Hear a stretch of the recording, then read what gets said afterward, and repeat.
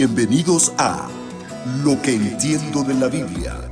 Nuestro tema de hoy, la santidad. Dios les bendiga, amados hermanos y hermanas, siervos y siervas del Señor. Es un privilegio para mí poderme dirigir hacia todos ustedes y poder compartir la palabra del Señor, que es lo que más me apasiona.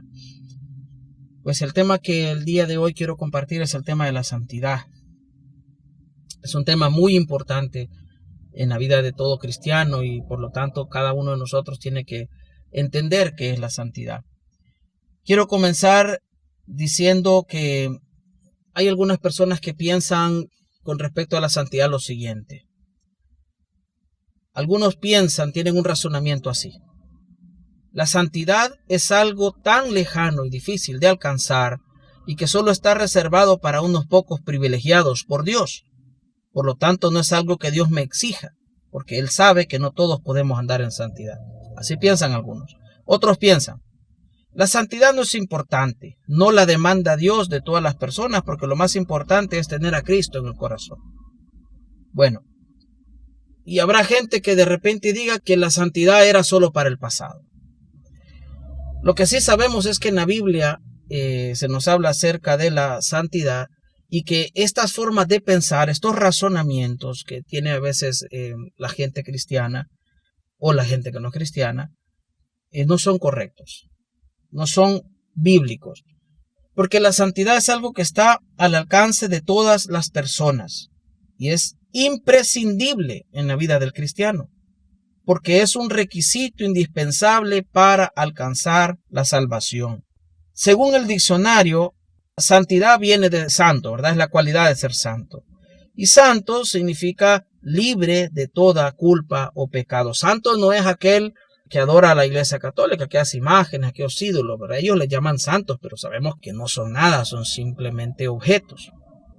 Lo que sí son santos somos los seres humanos. Podemos llegar a ese estado de santidad, no por obras nuestras, no porque nosotros hicimos algo, sino porque Jesucristo hizo la obra por nosotros. Jesucristo murió en la cruz del Calvario y nos dio la bendición y la oportunidad y el privilegio inmerecido, porque no lo merecemos, de ser llamados hijos de Dios y de ser lavados y purificados de nuestros pecados y de nuestra maldad, y de pasar de una condición en la que estábamos condenados ya prácticamente.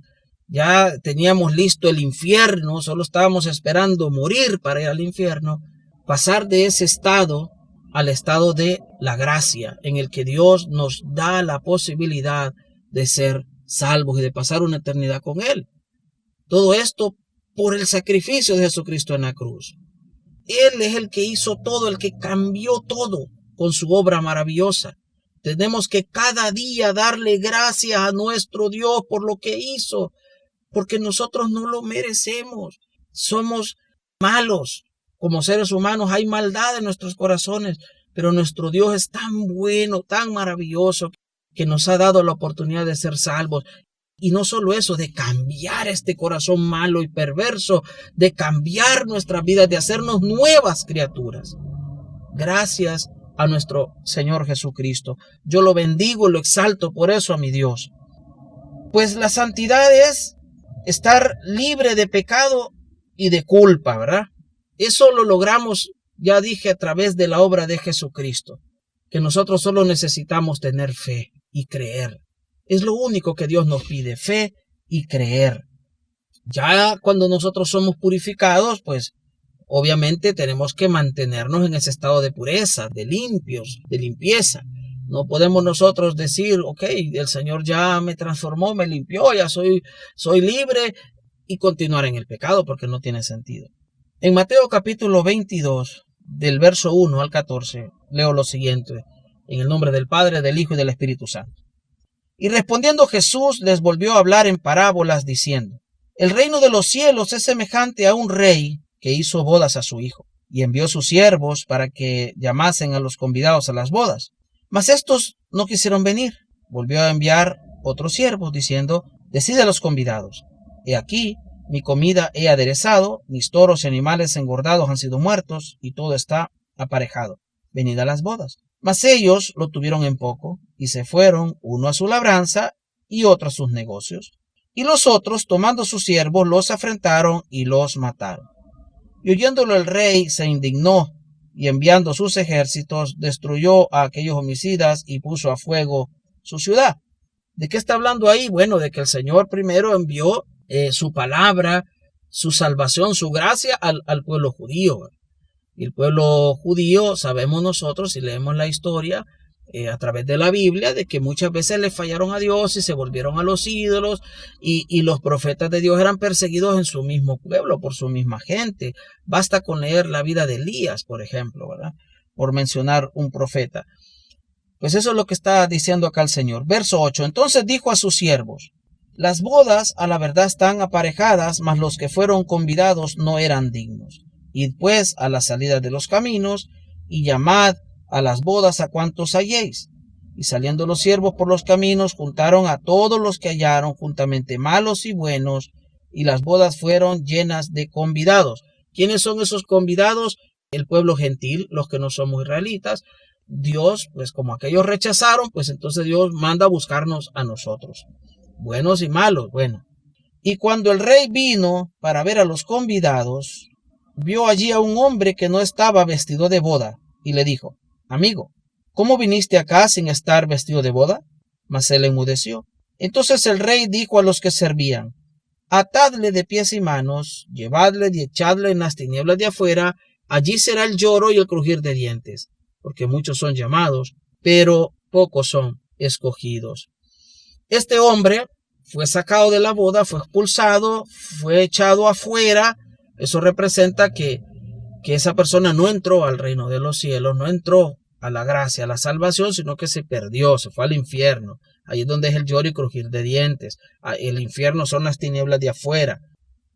Pero ¿por qué fue lanzado ahí? Porque no estaba vestido de bodas. ¿Y qué significa eso? Estar vestido de bodas significa que Dios nos quiere ver con nuestra vestimenta espiritual limpia, sin manchas ni arrugas, porque nosotros, que somos la iglesia, somos la novia del Señor, y como tales nuestro ropaje debe de ser de lino limpio, fino y resplandeciente. Tenemos que estar limpios. En Efesios 5:27 dice: para presentársela gloriosa para sí, una iglesia que no tuviese mancha ni arruga ni cosas semejantes, sino que fuese santa y sin mancha. ¿Ve? Somos representados nosotros como la novia, o somos representados como este invitado a la boda, pero el asunto es que la iglesia tiene que andar en santidad, y cada cristiano, cada persona tiene que andar en santidad. La santidad que Dios nos da, no que la conseguimos nosotros de alguna manera, esforzándonos, no, sino que la santidad nosotros la obtuvimos gracias al sacrificio expiatorio en la cruz del Calvario de Jesucristo en favor de toda la humanidad, a través del Espíritu Santo, que es el que nos ayuda a estar en santidad. Pero nosotros no podemos ensuciar nuestras ropas espirituales cayendo en adulterio, cayendo en fornicación. No podemos ensuciar nuestras ropas espirituales cayendo en los vicios, en las drogas, en el alcoholismo, yendo a las fiestas a bailar y hacer las cosas que hacen los mundanos. No podemos nosotros vivir en las mentiras, no podemos ser ladrones, estafadores, tramposos, como esa gente que pide prestado para nunca sin falta, y son cristianos. Y piden prestado y para nunca sin falta, pues no están vestidos de bodas, entonces no van a entrar a la salvación. Apocalipsis 19:7 dice: gocémonos y alegrémonos y démosle gloria, porque han venido las bodas del Cordero, y su esposa se ha preparado, y a ella se le ha concedido que se vista de lino fino, limpio y resplandeciente, porque el lino fino es la justicia de los santos. ¿Ve? Representa ese estado en el que tenemos que conservarnos, el estado de la santidad. Quiero hablar ahora de la importancia y vigencia de la santidad en el cristiano. Número 1, es un requisito para la salvación. Requisito significa circunstancia o condición necesaria para algo, o sea que sin eso no se puede alcanzar. En Hebreos 12:14 dice: seguid la paz con todos y la santidad, sin la cual nadie verá al Señor. Vea usted, Sin santidad nadie verá al Señor. No puede alguien andar por ahí diciendo, es que Cristo ya me lavó con su sangre y Él pagó por mí. Y como ya pagó, entonces yo puedo decir malas palabras, yo puedo mirar pornografía, yo puedo codiciar la mujer del prójimo, yo puedo andar en chismes. No se equivoque. Cristo compró para nosotros santidad en la cruz del Calvario, nos reviste esa santidad, pero no vamos a nosotros ya con ese vestido limpio de lino fino, resplandeciente, ir a ensuciarnos. No podemos ir a meternos al lodo, a la porquería, así como la cerda lavada que vuelve a revolcarse en el lodo. Tenemos que mantenernos en santidad.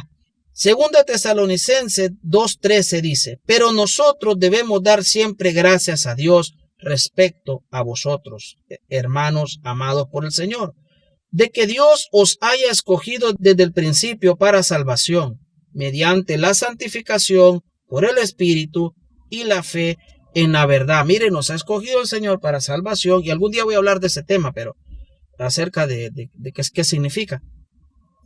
Pero para no salirme del tema, nos ha escogido desde el principio para salvación, ¿mediante qué?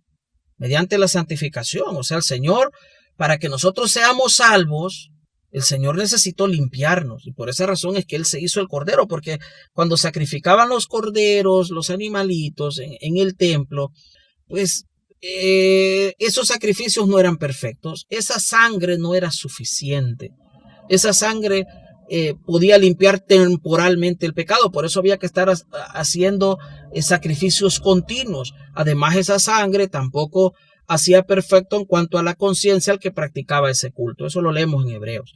Pero la sangre de Cristo, que es perfecta y que es preciosa, no solo bastó que se entregara Él una sola vez, un solo derramamiento de sangre en favor nuestro, y nosotros hoy en día tenemos el privilegio de la salvación. En 2 de Pedro capítulo 3 verso 10 dice, pero el día del Señor vendrá como ladrón en la noche, en el cual los cielos pasarán con grande estruendo y los elementos ardiendo serán deshechos, y la tierra y las obras que en ella hay serán quemadas. Puesto que todas estas cosas han de ser deshechas, ¿cómo no debéis vosotros de conduciros en santa y piadosa manera de vivir? Oiga bien, dice que nosotros debemos de vivir y de conducirnos en santa y piadosa manera de vivir. Santa y piadosa manera de vivir. No podemos nosotros andar haciendo cosas que a Dios no le agradan, andar en pecado. Tenemos que vivir en santidad. Recordemos que va a haber un día en el que ya no vamos a estar en este mundo, que vamos a tener que estar delante del Señor. Hay muchas personas se les olvida que nos vamos a morir, o que el Señor va a venir y nos va a arrebatar. Cualquiera de las dos cosas nos va a suceder, cualquiera de las dos. Y en los dos casos se necesita santidad. Si el Señor viene y arrebata a su iglesia, pues no va a arrebatar a los que anden en pecado, andan sucios. Y si le toca morir, porque nadie dice que porque somos cristianos necesariamente vamos a llegar a ser viejos. Puede ser que Dios, así como a Esteban, nos lleve siendo jóvenes, como el mismo Jacobo, que era uno de los 12 y fue llevado también siendo un hombre joven. No digo un muchacho, sino un hombre joven. Entonces, nadie sabe cuándo se va a morir. Nadie sabe cuándo Dios lo va a llamar. Entonces, es un requisito para la salvación, la santidad. Número 2. Dios demanda de sus hijos que se guarden en santidad.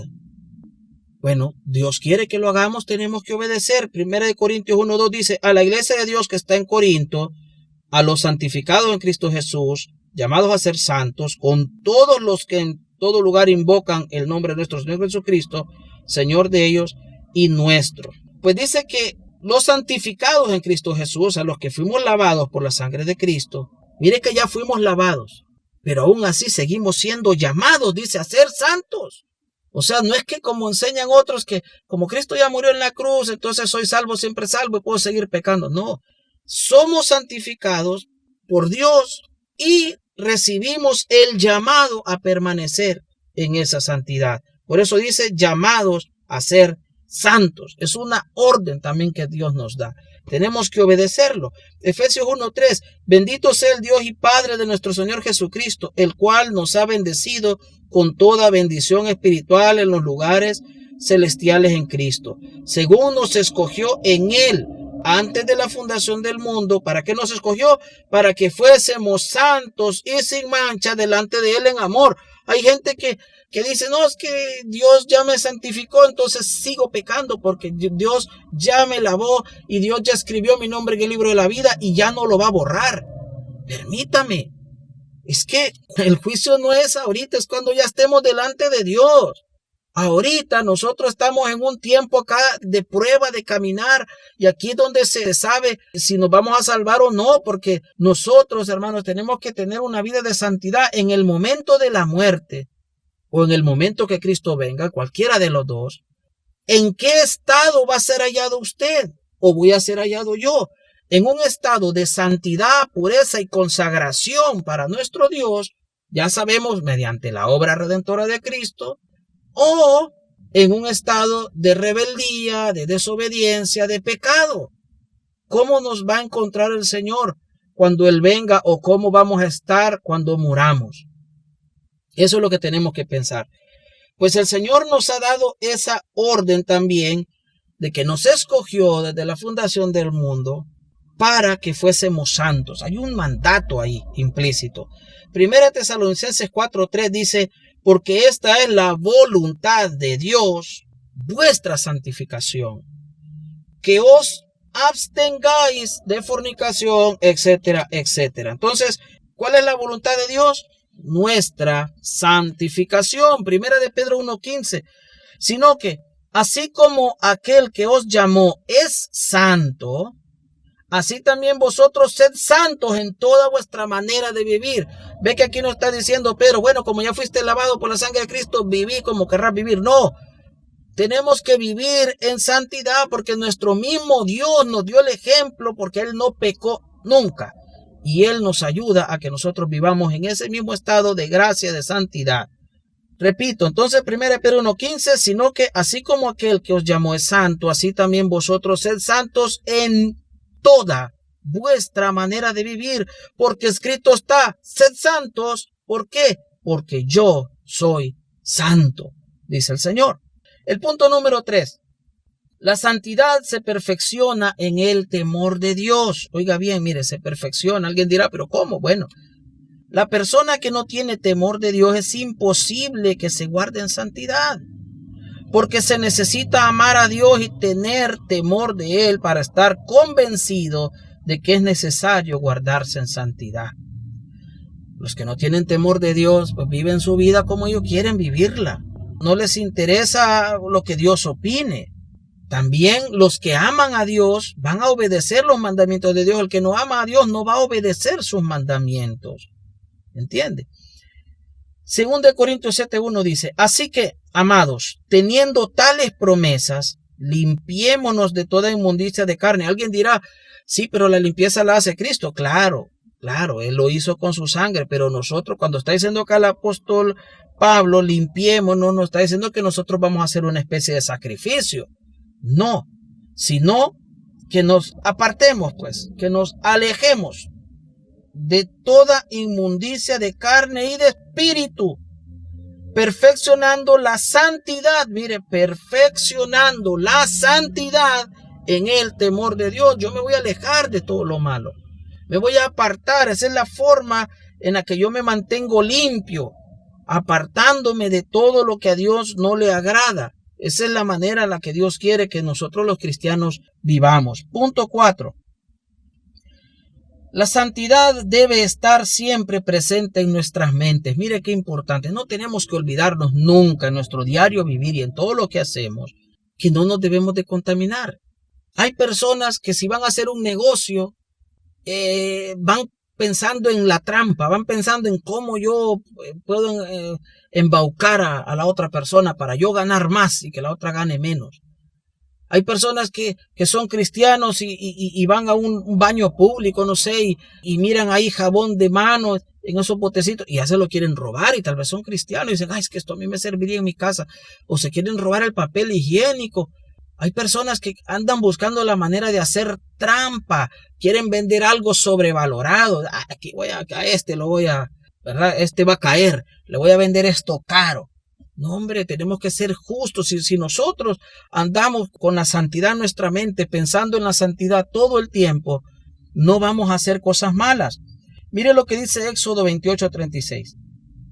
Harás además una plancha de oro fino y grabarás en ella grabadura de sello, santidad a Jehová. Y la pondrás con un cordón de azul y estará sobre la mitra. Por el frente anterior de la mitra estará, y estará sobre la frente de Aarón. Y llevará Aarón el pecado de las cosas santas, que los hijos de Israel hubieren consagrado en todas sus santas ofrendas. Y sobre su frente estará continuamente para que haya gracia delante de Jehová. Mire, todo el mundo iba a leer eso en la frente de Aarón, santidad a Jehová, y eso iba a estar en las mentes de ellos. Según de Corintios 10:5, derribando argumentos y toda altivez que se levanta contra el conocimiento de Dios y trayendo cautivo todo pensamiento a la obediencia de Cristo. Tenemos que tener en nuestra mente Dios y la palabra de Dios y la santidad en nuestra mente y la obediencia y el temor a Dios y el amor a Dios y el consagrarnos para Dios. Eso debe estar en nuestras mentes todo el tiempo. Punto número 5, el Hijo de Dios.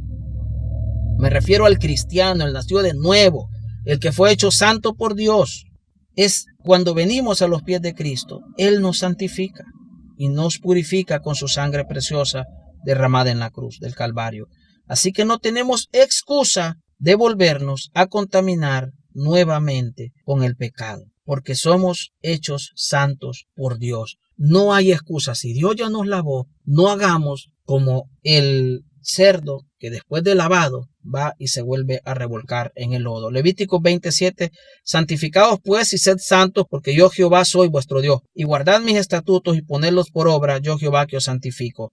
Efesios 4:24, y vestíos del nuevo hombre, que es creado según Dios en justicia y en santidad verdadera. 1 Corintios 3:16, ¿no sabéis que sois templo de Dios y que el Espíritu Santo de Dios mora en vosotros? Si alguno violar el templo de Dios, Dios destruirá al tal, porque el templo de Dios, el cual sois vosotros, santo es. Y Colosenses 1:21, y también a vosotros que erais en otro tiempo extraños y enemigos en vuestra mente por las malas obras, ahora os ha reconciliado en su cuerpo de carne, mediante la muerte, para presentaros santos y sin mancha e irreprensibles delante de Él. ¿Ve? Es la obra de Dios en nosotros. Punto 6. La santificación es un fruto del cristiano. Eso significa que debemos andar en santidad en todo tiempo y en todo lugar. La gente debe de ver en nosotros a personas que no pecan, que no se contaminan con las inmundicias del mundo. En pocas palabras, nuestro testimonio debe de ser el correcto. Romanos 6:22. Mas ahora, libertados del pecado y hechos siervos de Dios, tenéis por vuestro fruto la santidad. Oiga bien, por fruto la santidad y por fin la vida eterna. ¿Y qué es un fruto? Es el resultado de algo. Pero como hemos dicho, como la santidad Dios nos la dio Él la compró para nosotros, Él nos limpió con su sangre y todo. Ahora lo que nos toca a nosotros es mantenernos en la santidad y dar ese fruto de mantenimiento, de constancia, de perseverancia en la santidad. Punto 7.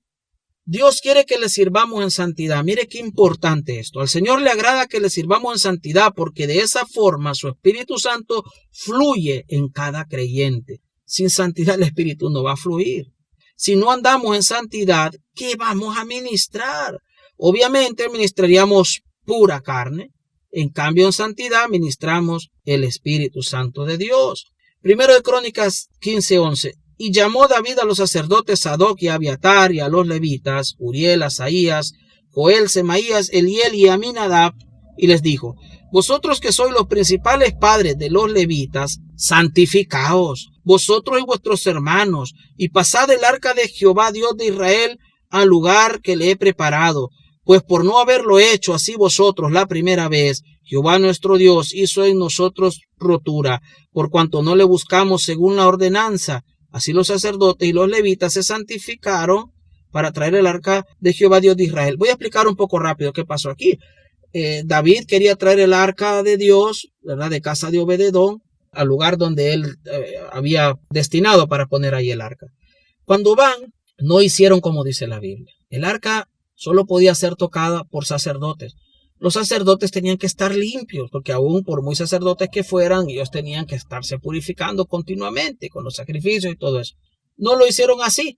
Entonces venían ahí como que traían cualquier cosa, el arca casi se cae, vino una persona que no era ni siquiera levita, ni sacerdote, ni nada, detuvo el arca, la tocó con sus manos para que el arca no se cayera, pero como no era un levita ni un sacerdote, murió fulminado, porque no le correspondía a él tocarla. Entonces hubo mucha tristeza entre Israel, entre los israelitas, dejaron el arca en casa de Obed-edom y esperaron a ver por qué había pasado eso. Bueno, después Dios les muestra que fue que lo hicieron mal, y David acá les dice, vamos a santificarnos. Entonces, lo que tenían que haber hecho era santificarse. No se puede servir a Dios, miren, ni por hacer una buena obra, porque todo el mundo dice, pero ¿cómo es que este hombre murió si lo que hizo él fue salvar el arca que no se cayera y no se quebrara? El hombre la sostuvo. Sí, es una buena obra, pero las buenas obras con Dios no bastan. Hay que hacer todo como Dios quiere, y Dios quería santidad, no solo del hombre que detuvo el arca para que no se cayera, sino de todos. ¿Y en dónde está el pecado? Bueno, el pecado para ellos está en que no hicieron las cosas como Dios quería. No es que andaban en adulterio, andaban borrachos, no, el pecado para ellos fue que no hicieron como Dios quería, que los sacerdotes primero hicieran sus sacrificios, se limpiaran, se purificaran, y luego que ellos en sus hombros cargaran el arca, no que la subieran en una carreta. Todo lo hicieron mal, al no hacerlo conforme a la voluntad de Dios, como Dios lo había establecido, entonces vino la desgracia. Lo mismo sucede cuando una persona va a servir en la iglesia. Dicen, pongamos a servir a este muchacho en la iglesia, ayudémosle, hombre. ¿Cómo que ayudémosle? ¿Qué es eso de ayudémosle? No, pongamos a servir a aquel hermano que mire qué pobrecito, que él quiere y él tiene un gran corazón. Es que no es así. Tiene que andar en santidad la persona. No nos importa si aparenta tener un buen corazón o no, porque los corazones solo Dios los mira, hermano. Lo que nosotros miramos es los frutos. Y si la persona no tiene un buen fruto de cristiano, de una persona que anda en el temor de Dios, pues ¿cómo lo vamos a poner a servir? ¿Entiendes? No sirve de nada. No podemos poner a un muchacho ahí solo porque queremos que se forme como músico, porque le vemos talento y ya lo queremos poner a tocar ahí. Mire, ese es el gran error que cometen muchas iglesias. Por tener un ministerio de alabanza que suene bien, que suene bonito, ponen un montón de carnalones ahí, hombre. Hermano, quédese tocando usted solo con una guitarra o canten a capela si es posible, pero tiene que haber santidad en el altar. Esa gente, esos carnalones lujuriosos, algunos que hasta se meten cosas, ¿verdad? Yo he escuchado tanto testimonio de músicos que hasta se drogan, que fuman marihuana, músicos cristianos que tienen dos o tres novias, que por allá dejaron una mujer con hijos y por allá andan con otras. Miren, desastres totales. Y no estoy diciendo a alguien que vino del mundo ya con ese desastre y se convirtió a Cristo. No, sino que siendo cristianos han hecho unos destartales, como dicen, ¿verdad? Que es tremendo. Por lo tanto, no pueden servir al Señor porque necesitan estar en santidad. Éxodo 19:6. Y vosotros me seréis un reino de sacerdotes y gente santa. Estas son las palabras que dirás a los hijos de Israel. Mire, los sacerdotes le está pidiendo que tienen que ser santos, a la gente también. Pero mire, primero dice los sacerdotes santos. No podían servir los sacerdotes en pecado. Éxodo 8:24. Aparté luego 12 de los principales de los sacerdotes, a Serebías y a Asabías, y con ellos 10 de sus hermanos, y les pesé la plata y el oro y los vasos, la ofrenda que para la casa de nuestro Dios habían ofrecido el rey y sus consejeros, y sus príncipes, todos los que se hallaron en Israel. Pesé pues en manos de ellos 650 talentos de plata y vasos de plata por 100 talentos y 100 talentos de oro.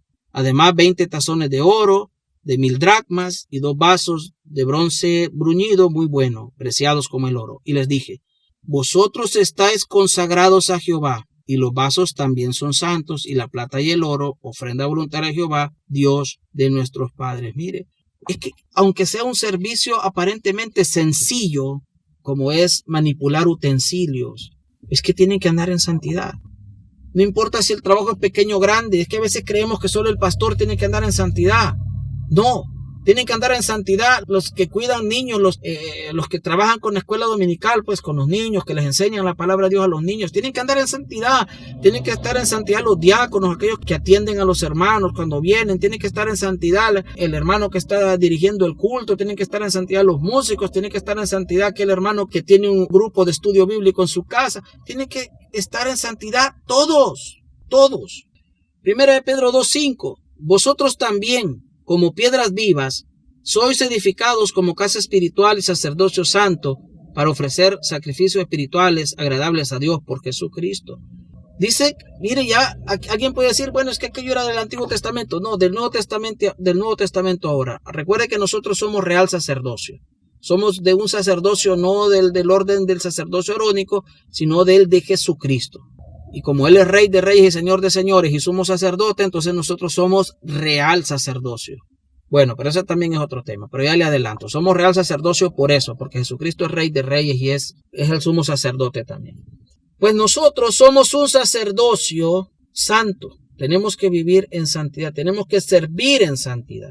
Y 1 Pedro 2:9 dice, mas vosotros sois linaje escogido, real sacerdocio, nación santa, pueblo adquirido, para que anunciéis las virtudes de aquel que os llamó de las tinieblas a su luz admirable. Mire, el pueblo adquirido por Dios es el que anda en santidad. Los que andan en pecado ahí, esos carnalones que no se quieren arrepentir, que no se quieren sujetar, porque mire, está de moda de que cuando se disciplina a alguien, dice, no, mejor me voy para otra iglesia. Allá se van a otra iglesia.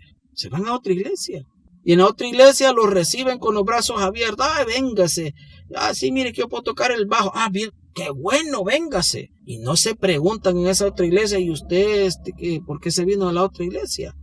No son capaces de llamar al pastor de la otra iglesia y decirle, hermano, y mire, aquí tengo un músico que era de su iglesia. ¿Y qué referencias tiene usted de él? No, sino que solo lo ponen a tocar. ¿Por qué? Porque les interesa que suene bonito la música. Mire, si les interesa solo eso, yo les tengo un consejito.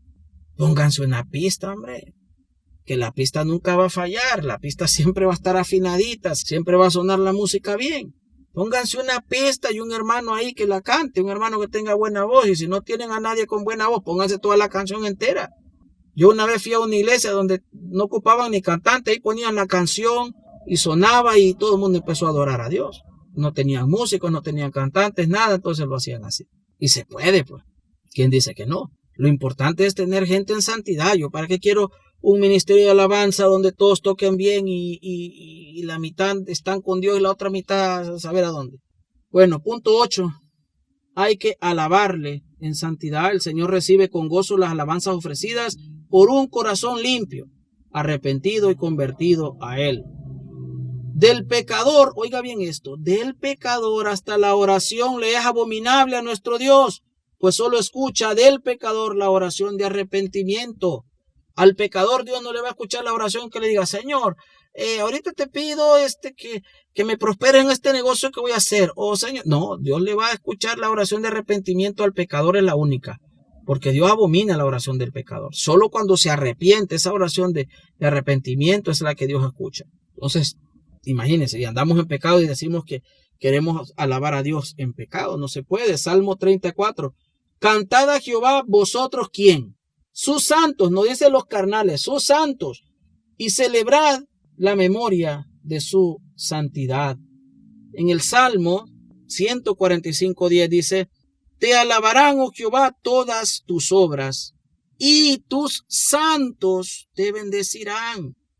Proverbios 28:9, el que aparta su oído para no oír la ley, oiga bien, su oración también es abominable. El que aparta su oído para no oír la ley, su oración también es abominable. O sea que aquel que no le interesa la voluntad de Dios, hasta su oración es abominable. Entonces, hermanos, necesitamos la santidad.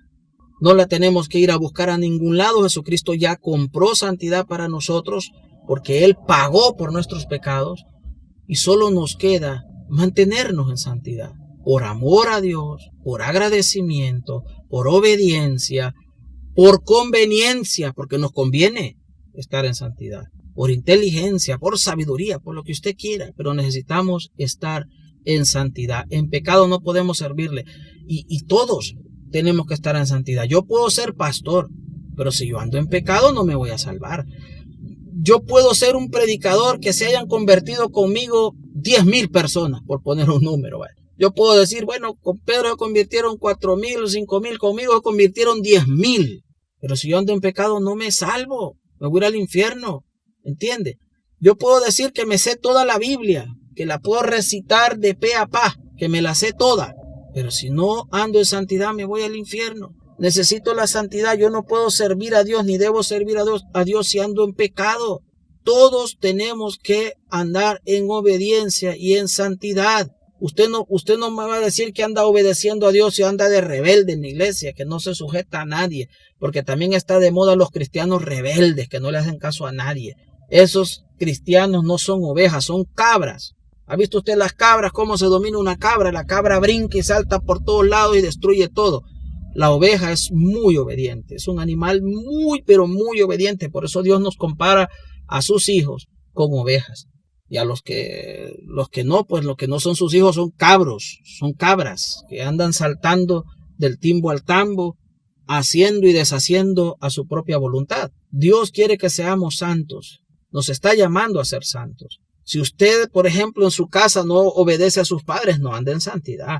Si usted no es una mujer sujeta a su marido, no estoy hablando de unas mujeres sumisas que el marido las trata como trapo viejo. No estoy hablando de eso, no estoy hablando de machismo, estoy hablando de la Biblia, de que la mujer se someta a su marido y el marido respete, ame y honre a su esposa. Que no sea un pedante, que no sea un hombre ahí engreído que se cree más que la mujer, porque ningún hombre es más que ninguna mujer, ni ninguna mujer más que ningún hombre. Todos somos iguales, pero tienen que haber relaciones de autoridad, así como el padre no es más que los hijos, pero el padre es autoridad de sus hijos, ¿verdad? Entonces así también el marido, ¿verdad? No es más que la mujer, nunca lo es, ni lo va a ser más que ella, ni ella más que él, pero él es la autoridad, ¿ya? A eso pues se refiere la Biblia.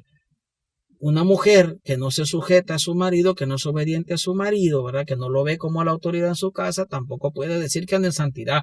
Un marido que maltrata a su esposa, que la humilla, que la ve de menos, tampoco puede decir él, ¿verdad? Si es un soberbio, un patán, un canalla con su propia mujer y con sus hijos, tampoco puede decir que está en santidad. Una persona que trabaja pero no aporta para su casa, que ve a sus hijos con necesidad y no aporta para ellos, no puede decir que está en santidad. Una persona que no diezma, que se roba los diezmos, tampoco puede decir que está en santidad. Nadie que ande en pecado, que haga algo pecaminoso, puede decir que está en santidad. La santidad es aquel estado de pureza y limpieza que Dios compró para nosotros y en el cual debemos de mantenernos. Bueno, hermanos, espero de que esto haya sido de bendición para todos ustedes, que sea de edificación para sus vidas, que el Señor me les bendiga a todos.